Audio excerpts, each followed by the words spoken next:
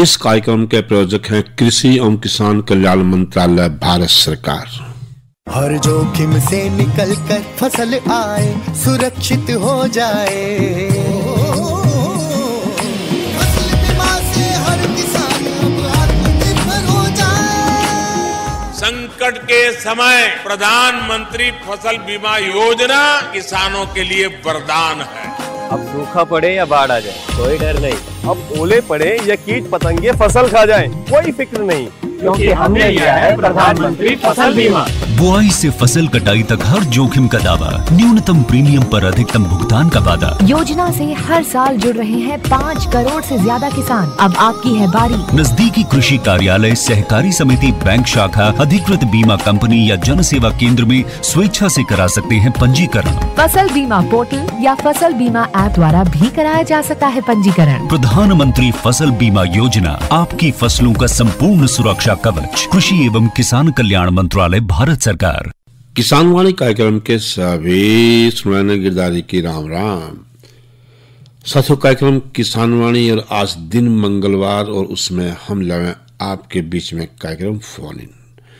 और फोन में हमारा प्रयास रहे कि मौसम परिस्थिति के हिसाब से आपके बीच में एक विषय लेकर आवा, ताकि उससे संबंधित आपकी जो भी समस्या है उसका समाधान हम सीधे ही अपने विशेषज्ञ से स्टूडियो में कर सकें। क्योंकि हमारा प्रयास है कि जो हमारा किसान साथी है को वैज्ञानिक तरीके से खेती करके कोई समस्या उसकी न रहे और कम लागत पर अधिक उत्पादन ले सके, ताकि जो उसकी आर्थिक स्थिति है मजबूत हो।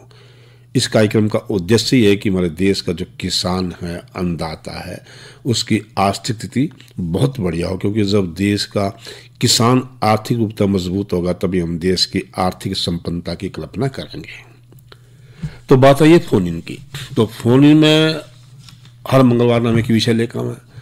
तो उस कड़ी में जो आज का हमारा विषय रहेगा वो रहेगा फसल की कटाई, गहाई और बिक्री में सावधानियां। बातचीत में हिस्सा ले रहे हैं डॉक्टर शशिपाल, जो क्वालिटी कंट्रोल इंस्पेक्टर हैं कृषि एवं किसान कल्याण विभाग कुरुक्षेत्र के अंदर। उनसे बातचीत करेंगे विनोद भाई।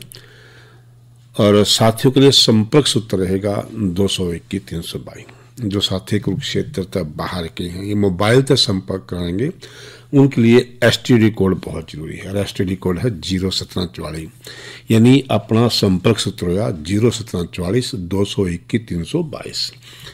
साथियों से एक विनम्र निवेदन रहेगा कि विषय से संबंधित ही फोन करें, क्योंकि कई बार हम क्या करें सोचते हैं चलो भाई रेडियो पर नाम आ जाएगा और फोन कर दें और विषय कुछ और ले बैठे हैं। उससे क्या है, एक तो ना तो आपकी समस्या का समाधान होगा और जो साथी अपनी समस्या को लेके कतार में है, लाइन में है, उनका नंबर पड़ जाएगा नहीं, तो दोनों को नुकसान हो गया। क्योंकि इस कार्यक्रम का सीधा सा उद्देश्य है कि जो भी आपकी समस्या है उसका समाधान हम विशेषज्ञ से कर सकें। विषय आपने एक बार फिर बता दिया कि फसल की कटाई, गहाई व बिक्री में सावधानियां। चलते स्टूडियो में करते हैं बातचीत शुरू। किसान वाणी कार्यक्रम सुनिए सारे वाण भाइयों ने विनोद भाई की राम राम। किसान भाइयों, आज दिन मंगलवार और दिन मंगलवार नाम लेकर कार्यक्रम फोन इन। और आज के फोन इन कार्यक्रम का विषय है फसल की कटाई, गहाई और बिक्री में सावधानियां। और इस विषय में जानकारी देने के लिए आज हमने स्टूडियो में आमंत्रित किया है डॉक्टर शशिपाल जी को। आप क्वालिटी कंट्रोल इंस्पेक्टर हैं। डॉक्टर साहब, आपका कार्यक्रम में स्वागत है। नमस्कार जी। डॉक्टर साहब, जैसे आज का विषय है कि फसल की कटाई, गहाई और बिक्री में सावधानियां, और क्योंकि जो इस समय मुख्य फसल है वो गेहूं की फसल है और पिछले 2-3 दिन से जो है फसल की जो गेहूं की कटाई हो रही है वो अपने पीक पे है और किसान भाई जो है अपनी फसल काटने लग रहे हैं। तो किसान भाई फसल काटते वक्त किन किन बातों का जरूर ध्यान रखें? विनोद जी, जैसा आपने कहा कि गेहूं की जो फसल है वो नॉर्थ इंडिया की एक मुख्य फसल है और जो अभी समय चल रहा है वो कटाई का समय है और पूरा पीक पे है और अगले 10 दिन तक ऐसे ही पीक पे रहने की संभावना है। जी डॉक्टर साहब। तो इसमें कटाई, जब हम किसान भाई खेत में गेहूं की कटाई करने के लिए जाता है तो उसको सबसे पहले देखना है कि फसल में पककर तैयार हो गई है, उसमें नमी कितनी है। जी डॉक्टर साहब। अगर नमी 12% से ज्यादा है तो फसल का इंतजार करना चाहिए, उसको नहीं काटनी चाहिए। और ये चेक करने के लिए किसान भाई बाली तोड़कर उसको हाथ से रगड़कर भी देख सकता है। जी जी। या देसी और तरीका करता है कि एक दाना लिया और उसको दांत के नीचे दबा के देख लेते हैं कि वो नरम है या कड़क है। जी। अगर नमी 12% या उससे कम है तो किसान भाई फसल की कटाई कर सकता है। एक चीज और देखने में आती है कि जब वो कटाई करता है तो कुछ फसल पक के तैयार हो जाती है, लेकिन कुछ पेड़ के नीचे या छांव में हो तो वो थोड़ी हरी होती है। जी जी। तो किसान भाई को करना चाहिए कि उस फसल को अलग से काट ले, जी। ताकि उसकी भी जब वो पूरी जो ढेरी है आपकी, हाँ, वो उसमें एक तरह के बीज, हाँ एक तरह की, और उसमें ना मिक्स हो। जी। अब कटाई से पहले सावधानी ये है कि अगर आपके खेत में सबसे पहला है कि ट्रांसफार्मर अगर है तो हमें ट्रांसफार्मर के आसपास 10-12 फुट के एरिया में पहले कटाई हाथ से कर लेनी चाहिए। जी। क्योंकि इस मौसम में आग लगने का काफी खतरा रहता है। बिल्कुल डॉक्टर साहब। दूसरा, जो आपका ट्यूबवेल है उसके अंदर ओदी है, उसके अंदर भी, और जो खाड़ है उसके अंदर भी पानी होना चाहिए। जी। क्योंकि किसी भी इमरजेंसी में हम पानी का इस्तेमाल कर सके।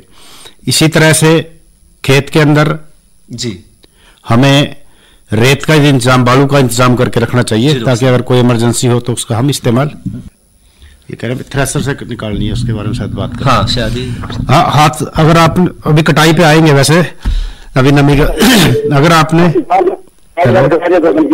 हाँ जी, हाँ, 2 हाथ से अगर आप काट रहे हो तो उसको 4-5 दिन काट के रख सकते हो, ताकि वो उसकी नमी कम हो जाए, वो सूख जाए। उसके बाद ही आपने थ्रेसिंग के लिए जाना है। अभी नहीं जाना आपने, पहले काट के रख लेनी है उसको, 3-4 दिन सूखने देना है। जब सूखी होगी तभी आपने थ्रेसिंग के लिए जाना है, थ्रेसर में उसको इस्तेमाल करना है। इस पर पूरा विस्तार से बताएंगे अभी जब हम थ्रेसिंग पे आएंगे। हाँ जी। इसके अलावा हम बात कर रहे थे कटाई में सावधानियों की। जी डॉक्टर साहब। तो सबसे बड़ी जो समस्या वो आग की इस टाइम मौसम पे आती है, क्योंकि गर्मी काफी पड़ रही है। और आपने मेन विशेष ध्यान रखना है कि जब गर्मी का समय में 2 से और 4 बजे तक जब ज्यादा गर्मी होती है तो कोई आता जाता आदमी कोई बीड़ी ना डाल के जाए, या जो आपकी लेबर है वो बीड़ी सिगरेट ना पिए। या कई बार क्या होता है कि जो बिजली की तारें हैं वो ढीली होती है, तो उसमें स्पार्किंग होके तब भी एक खतरा रहता है कि चिंगारी निकलने का। अब अगर हम आज के समय की बात करें तो आज 90 से 95% तक जो कटाई है वो मशीनी हो गया, यानी कि कंबाइन के द्वारा ही कटाई है।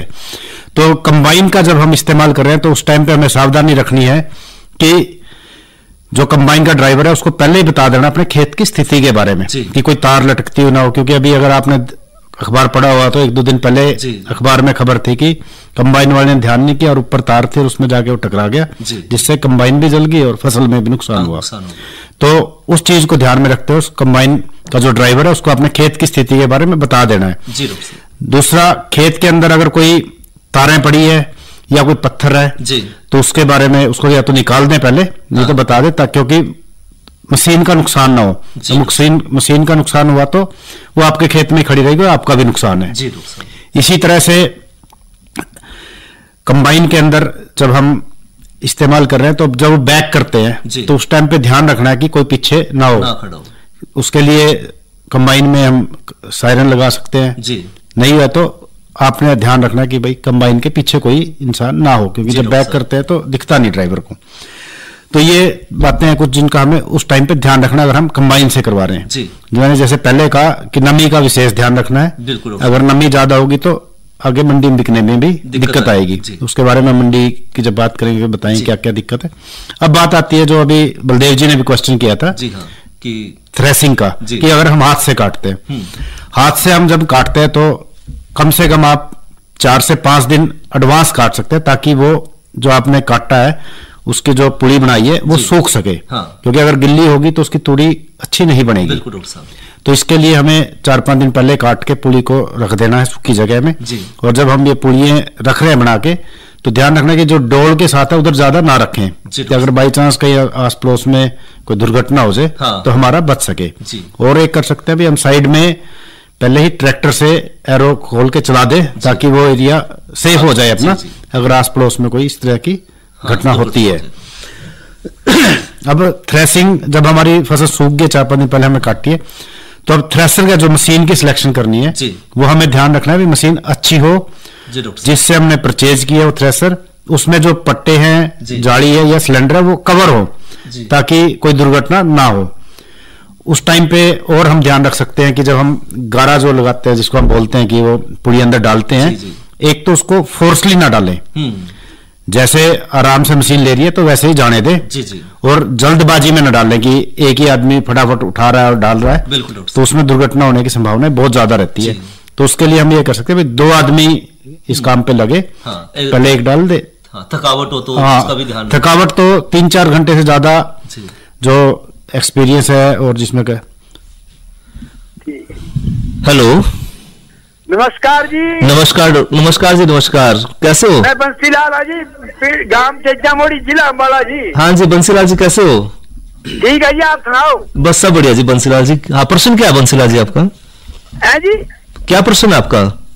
ये रात को किस टाइम तक बढ़वा सका मशीन गल कंबाइन गल? कंबाइन मशीन के साथ? हाँ, रात को किस टाइम तक बढ़वा सका? अच्छा, रात को किस टाइम तक कर सकते हैं? हाँ, रात को आप 10-11 बजे तक कटवा सकते हैं जब नमी ना हो। हाँ, अगर नमी बढ़ेगी, बिल्कुल सूखी हो, हाँ सूखी हो, तब कटवा सकते हैं। हाँ ठीक है भाई, ठीक है, थैंक यू भाई। ठीक है Thank you, बंसीलाल जी, धन्यवाद धन्यवाद जी। आपका। तो हम बात कर रहे थे हाँ गहाई की, तो उसमें 3-4 घंटे से ज्यादा हमें मशीन को नहीं चलाना लगातार, जी। क्योंकि मशीन भी गर्म होके उसमें हाँ। भी नुकसान हो सकता है। बिल्कुल, बिल्कुल। तो इसलिए 3-4 घंटे के बाद उसको रेस्ट जोड़ देना है आपने। जी। और जैसे मैंने पहले भी कहा कि इस काम के लिए 2 आदमी होने चाहिए, ताकि थकावट भी हो तो हाँ, कर तो सके। बदल आपस में। हाँ बदल सके। और जो आदमी ये कार्य कर रहे हैं घाई लगाने का, जी। वो किसी प्रकार का कोई भी नशा ना करे, जी, क्योंकि हाँ जी, और कोई वो ढीले ढाले कपड़े ना डालें। कई बार मशीन में उलझ के। हाँ, मशीन में उलझ के दुर्घटना हो जाती है। जी। और जो एक रिसर्च है जिसमें है कि 70% जो घटनाएं हैं वो मानवीय भूल के कारण होती है। हाँ, 14% ये जो मशीन के कारण है, बाकी हाँ, हम अन्य कारण है, ध्यान लेकिन देते हैं। 70% जो है वो नुकसान सिर्फ और सिर्फ मानवीय भूल के कारण होता है। जी डॉक्टर साहब। इसी तरह से अगर हम बात करें कि जो हमने ये मशीन अपना थ्रेसर सेट करना है, जी डॉक्टर साहब। वो हवा के डायरेक्शन के हिसाब से करना है, जी। ताकि जो उसका तूड़ी बना रहे हैं हाँ, वो- भूसा है, हाँ। वो हमारे ऊपर ना आके हवा की डायरेक्शन में दूसरी साइड जाके गिरे। बिल्कुल डॉक्टर साहब। एक जो भी आदमी वहां पे कार्य कर रहे हैं, उसमें बुजुर्ग बच्चे तो नहीं होने चाहिए, जी। लेकिन जो कार्य कर रहे हैं वो मास्क का या कोई कपड़ा कपड़े का, है। गमछे का इस्तेमाल जरूर करें, क्योंकि जो उसके बारीक कण है हाँ, वो सांस के साथ अंदर जाके छाती के अंदर ये हमारे बलगम में, फेफड़ों में जम जाते हैं, जिससे कि हमारा शारीरिक नुकसान हो सकता है। बिल्कुल डॉक्टर साहब। तो इस बात का जरूर ध्यान रखें कि उसका फेस है जो मुंह, वो कवर होना चाहिए। जी डॉक्टर साहब करते तो- कि हाँ जी, हम बात कर रहे थे। इसके साथ साथ हमें यह भी ध्यान रखना है कि जब हमने थ्रेसर की जो साइट ऐसे लगा दी कि हवा के दूसरी डायरेक्शन में जी, जी। जाए तूड़ी हमारे, हाँ जी, लेकिन ये जो गारा हम लगा रहे हैं ये किसी भी कंडीशन में गिल्ली नहीं होनी चाहिए या हरी नहीं होनी चाहिए। हाँ। उससे जो तूड़ी की क्वालिटी है वो भी खराब होती है, हाँ, और खराब। पशु उसको नहीं खाते। जी डॉक्टर साहब। अब जो आपने थ्रेसिंग के बाद आपके पास प्रोड्यूस आ गया, यानी कि गेहूं आ गई है, जी। उसको जब हम ट्राली में लोड कर रहे हैं तो उस टाइम पे भी ध्यान रखना है कि वो जो डाल रहे हैं वो भी थके ना ही वो कोई नशा करे या कोई हाँ, बीड़ी सिगरेट धूम्रपान हाँ, ना कुछ भी करे। करे। जी। एक और आता है, आजकल लोग क्या करते हैं कि जल्दबाजी के चक्कर में हाँ जी, ट्राली के साथ ही वो लगा लेते हैं कि थ्रेसिंग मशीन, ताकि ऊपर से उठा के फटाफट लगा सके। जी जी डॉक्टर साहब। और वो वहां से फोर्सली कई बार तो पाँव से ही करने की कोशिश करते हैं कि अगर हाँ। तो मैं जैसे पहले बताया, फोर्सली कुछ ना करे, मशीन से धक्का ना करे। बिल्कुल डॉक्टर साहब। अगर कई कंडीशन में फंस जाती है तो पहले थ्रेसिंग मशीन को बंद करना है, बिल्कुल फिर उसके बाद ही उसको निकाल के और फिर दोबारा चालू करना है। डॉक्टर साहब सही बात करो, इसमें इंसान अपना भी नुकसान कर बैठेगा और मशीन का भी नुकसान हाँ, करेगा। मतलब उससे मशीन से धक्का नहीं किसी भी तरह का करना आपने। जी डॉक्टर। अब बात आती, जब आपने ये सारा निकाल लिया है तो अब इसको आता है मंडीकरण की। ये सावधानी है हमारी कटाई और गाही के टाइम। डॉक्टर साहब एक फोन है। हेलो, नमस्कार डॉक्टर साहब। नमस्कार जी। हाँ जी, कौन भाई साहब बोल रहे हैं? मेरे 2.5 किले है मेरे पास गेहूं गए। अच्छा जी। ये भी हाथ से कटाई शुरू कर देंगे, इसकी थोड़ी नमी है दाने की वजह से। कर सकते हैं। हाँ, डॉक्टर साहब ने अभी बताया था भी जो थोड़ी सी नमी है तो उसकी कटाई शुरू कर सकते हो, तो उसके बाद 4-5 दिन उसको खेत में रखना है, सुखाना है फिर उसके बाद। अच्छा जी, हाँ जी, ठीक है जी, धन्यवाद। धन्यवाद जी आपको फोन करने के लिए। अब आता है मंडी में लेके जाने के लिए। तो मंडी में जैसे अगर हम हरियाणा की बात करें तो हरियाणा मंडी में जाने से पहले उसके लिए आपको एक गेट पास की जरूरत होती है जी डॉक्टर साहब। और वो गेट पास उसी किसान का कटता है जिसने मेरी फसल मेरा ब्यौरा पोर्टल के ऊपर अपना रजिस्ट्रेशन करवाया है। गेट पास कटने में वैसे तो कोई किसी भी तरह की समस्या नहीं है। हर 24 घंटे मंडी के गेट के ऊपर आपको कंप्यूटर ऑपरेटर मिलता है और जैसे ही आप जाएंगे अपना आधार नंबर देना आपने और मोबाइल नंबर, उन दोनों से ही आपका गेट पास कट जाएगा। एक किसान 1 किले की 25 क्विंटल तक बेच सकता है। अगर प्रोड्यूस वैसे इस बार बहुत बढ़िया फसल की यील्ड आ रही है तो 10% उसमें प्लस भी कर सकता है, यानी कि टोटल वो नहीं 10% यानी कि हाँ जी, तो वो 27.5 क्विंटल तक 1 किले की सेल कर सकता है मंडी में। अब आती है मंडी में एक समस्या है, जिन किसानों ने पिछले साल यानी कि खरीफ के सीजन में अपनी धान की फसल के जो पराली थी उसमें आग लगाई थी तो उन किसानों के जो है उनका रिकॉर्ड उन किसानों का गेट पास नहीं कटेगा। डॉक्टर साहब एक फोन है। हेलो जी नमस्कार जी। नमस्कार जी, नमस्कार। कौन भाई साहब बोल रहे हैं? विपिन जी बोल रहे जी, डोले माजरे से। विपिन जी, क्या प्रश्न है जी? कुछ अल्ली कट गई गेहूं हमारे पे। अच्छा जी, तो उसे प्यार में ले जाए भैया घर रख कर।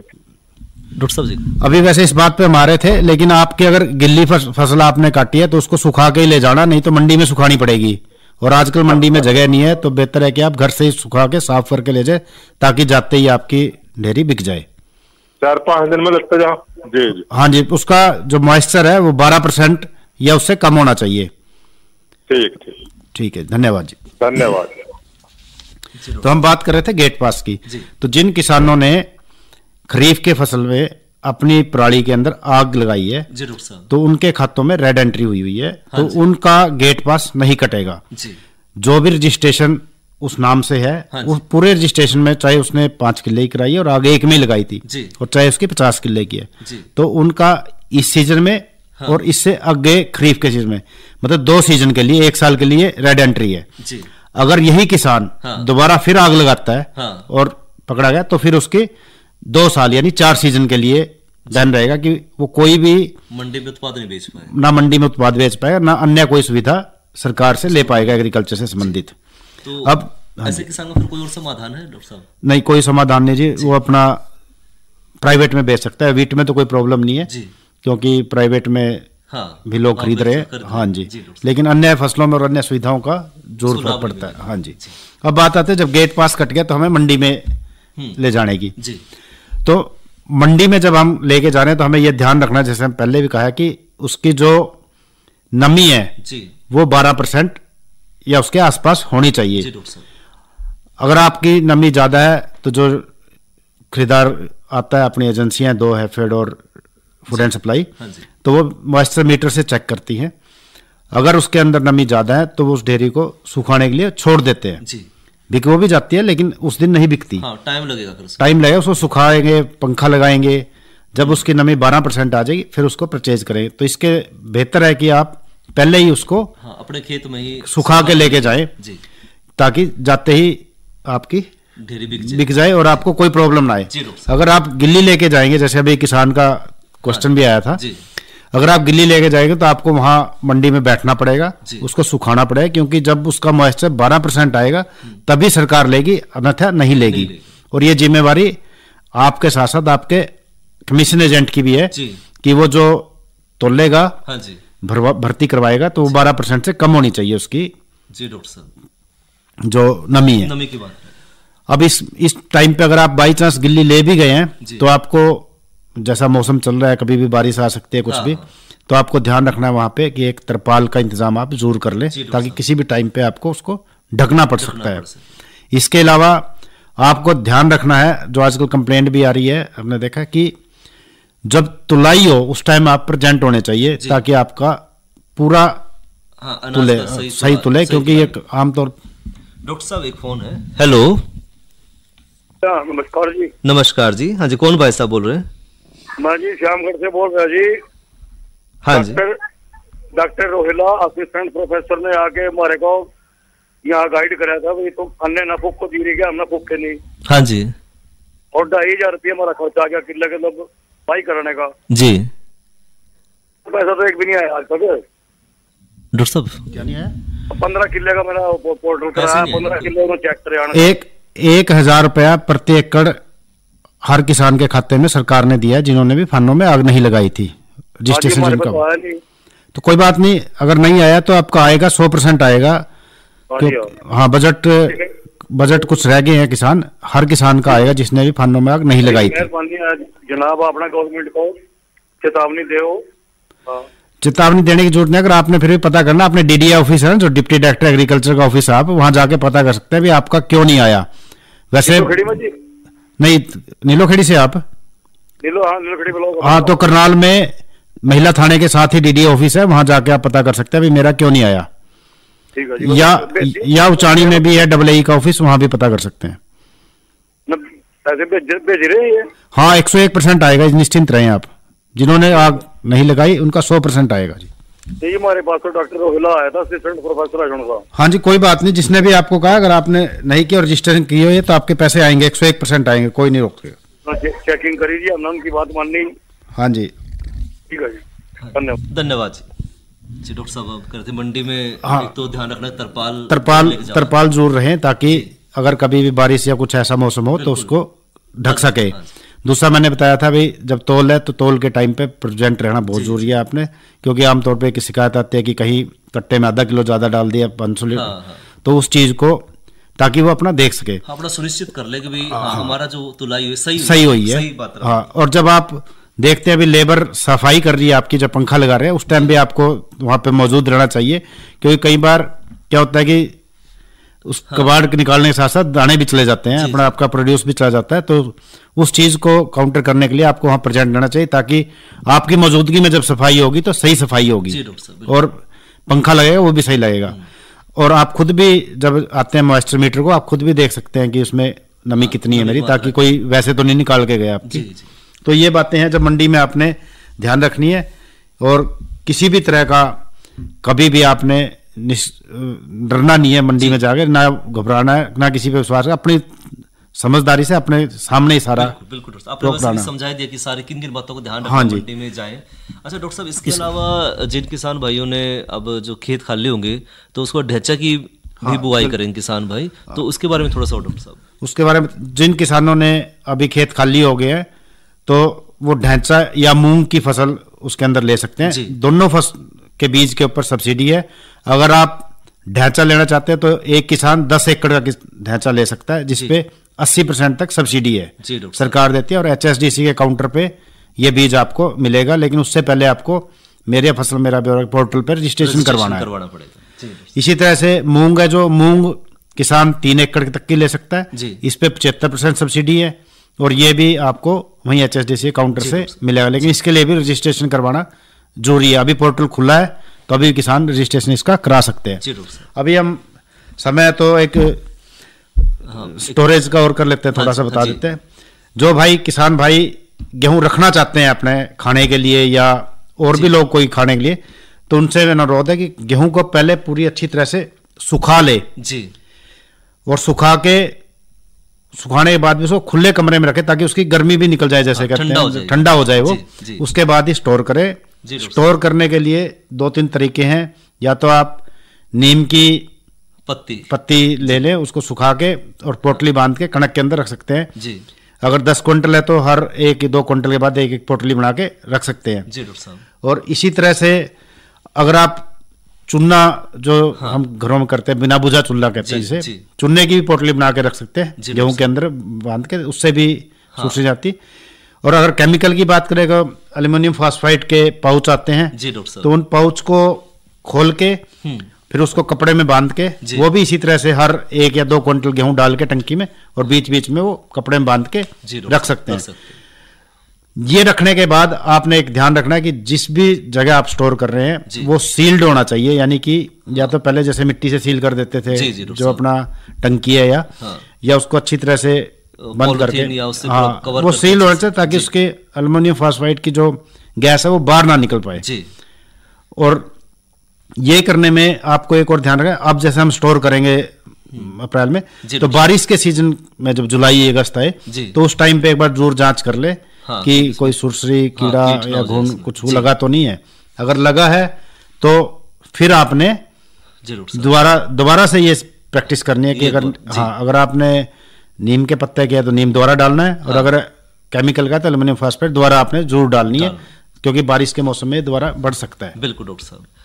डॉक्टर साहब ये जो आपने जानकारी दी कि जो है फसल की कटाई से लेकर कि फसल की कटाई हम कर रहे तो उसमें हम किन किन बातों का ध्यान रखना है, किस तरह आग से बचा के रखना हमने फसल को, और किस तरह हमने मंडी में लेके जाना है, उस टाइम क्या क्या सावधानी रखनी है, या जो थ्रेसिंग कर रहे हैं तो उस टाइम खुले कपड़े नहीं डालने हैं, मुंह ढक के रखना है ताकि जो छोटे छोटे कण है वो हमारे सांसों में ना जाए, और मंडी में जाने के बाद हमने किस तरह 12% से नमी का कम नमी रखनी है उसका ध्यान रखना है। साथ ही जो है जब तोला जा रहा है अनाज तो उस टाइम भी उसका ध्यान रखना कि जो अनाज की तुलाई हो सही ढंग से हो रही है, और साथ में जो है ढैंचा भी जो खाली खेत हो जाएंगे तो उसमें ढैंचे की बिजाई करनी किसान भाइयों ने, तो उस पर भी 80% जो सब्सिडी मिल रही है उसके बारे में आपने जानकारी दी।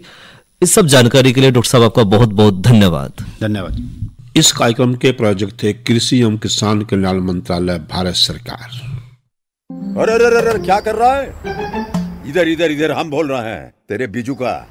पुतला बोल रहा है? पक्षियों से तो हम खेत को बचा लेते हैं, पर इन घातक रसायनों से कैसे बचाएं?